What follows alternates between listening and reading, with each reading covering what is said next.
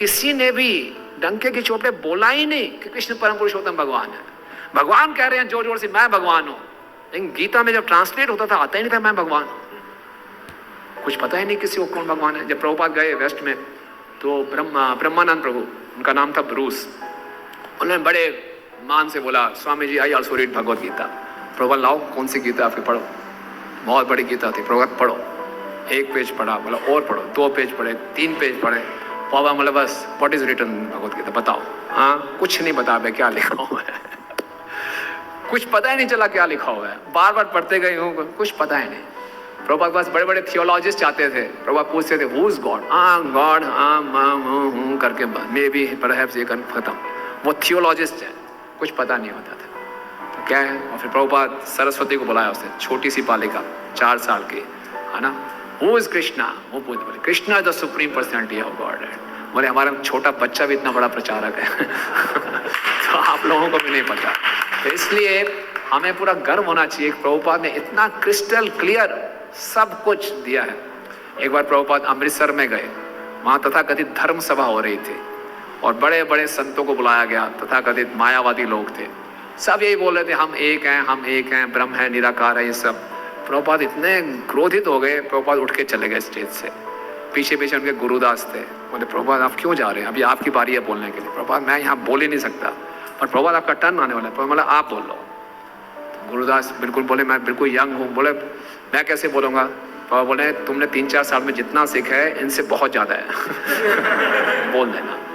तो गुरुदास प्रभु की बारी आई तो उन्होंने सीधा बोलना शुरू किया कि आप सब कह रहे हैं हम एक हैं, we are one, we are one, how can we be one, there is one rasgulla the sweet and there is a stool on the street, दोनों एक कैसे हो सकते हैं तो जब बाकी उन लोगों ने सुना वो इतने ऑफेंडेड हो गए, क्या है संत है, कैसी बातें कर रहा है, सड़क पे पड़ा मल ये रसगुल्ला, क्या है कोई तरीका है ये ऐसी भाषा बोलनी चाहिए क्या। तो सब चले गए प्रभुपाद जी के पास, ये आपके विदेशी शिष्यों को अभी तक संस्कृति नहीं आई, इन्होंने हमें बोला कि हम सड़क पे बोला हुआ मल खा लें, उन्हें अपनी इंटरप्रिटेशन दे दी। प्रभुपाद बोला ऐसा बोला, गुरुदास से ऐसा बोला आपने, बोला नहीं प्रभुपाद मैंने ऐसा नहीं बोला, मैंने बोला rasgulla the sweet and stool on the street, दोनों एक सेम है क्या, समझ गए। तो बोले कोई बात नहीं, ये हमारे विदेशी शिष्य है ना बड़े ग्राफिक एग्जाम्पल देते हैं, मैं इनको समझा दूंगा है ना। जब वो चले गए तो प्रभु बोला वेरी गुड एग्जाम्पल तो ये वास्तव में प्रभुपाद जी इतने क्लियर कट फिलॉसफी, और हम देखें हमारे सभी पूर्ववर्ती आचार्यों का ये मूड रहा, भक्ति सिद्धांत सरस्वती ठाकुर महाराज के कंसेप्ट बिल्कुल क्लियर थे। इसलिए जब प्रभुपाद उनसे पहली बार मिले तो साफ साफ मिला, विदेश में जाओ प्रचार करो, इस संसार में एक ही चीज की कमी है, वो है कृष्ण कॉन्शियसनेस की, किसी और चीज की कमी नहीं है। तो ये उनका कन्विक्शन था, और यही कन्विक्शन श्रील प्रभुपाद का था, तभी इतनी कठिनाइयों के बाद इस मिशन को आगे बढ़ा सके। इसलिए यही कन्विक्शन हमारे अंदर भी होना चाहिए, और हमें गर्व होना चाहिए अपनी संस्कृति में। और क्योंकि हम इस्कॉन के सदस्य हैं और गौड़िया वैष्णव सिद्धांत को हम उसका प्रचार कर रहे हैं, श्रील प्रभुपाद जी भगवद गीता के 4थे अध्याय के पहले श्लोक में लिख रहे हैं कि जो पूर्व वैदिक संस्कृति के राजागण होते थे वो कैसे प्रचार करते थे, 3 माध्यमों से, शिक्षा, भक्ति और संस्कृति से, एजुकेशन, डिवोशन एंड कल्चर।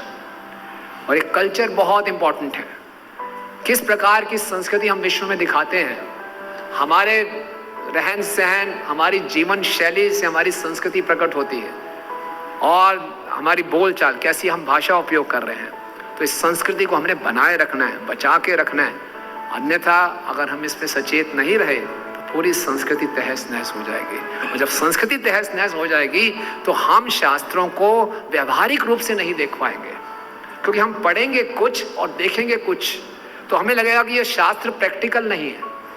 अभी भी हम देखते हैं परम पूजनीय राधा गोविंद महाराज बहुत बार बोलते हैं कि जब तक कोई व्यक्ति ने गांव में नहीं रहा वो भागवतम को सही ढंग से अप्रिशिएट नहीं कर पाएगा। भागवतम बहुत से उदाहरण गांव के पशुओं से, प्रकृति के होते हैं, और जो शहरी व्यक्ति है वो नकली जीवन जीता है, उसको पता ही नहीं क्या है।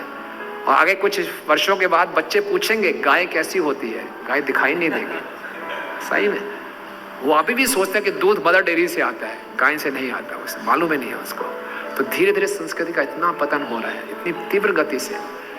तो इसलिए हमको बहुत ही सचेत होकर इस संस्कृति को बचाना है।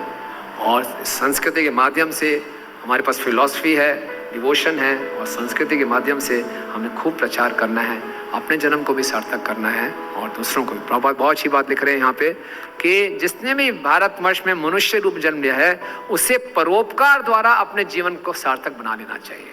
परोपकार करेंगे तो हमारा जीवन सार्थक बनेगा। इसी परोपकार को करने के लिए ही प्रभुपाद बाहर गए, इतने कष्टों को सहा और हम अपना जीवन सार्थक बनाया और हमारा भी मार्गदर्शन किया। हरे कृष्ण।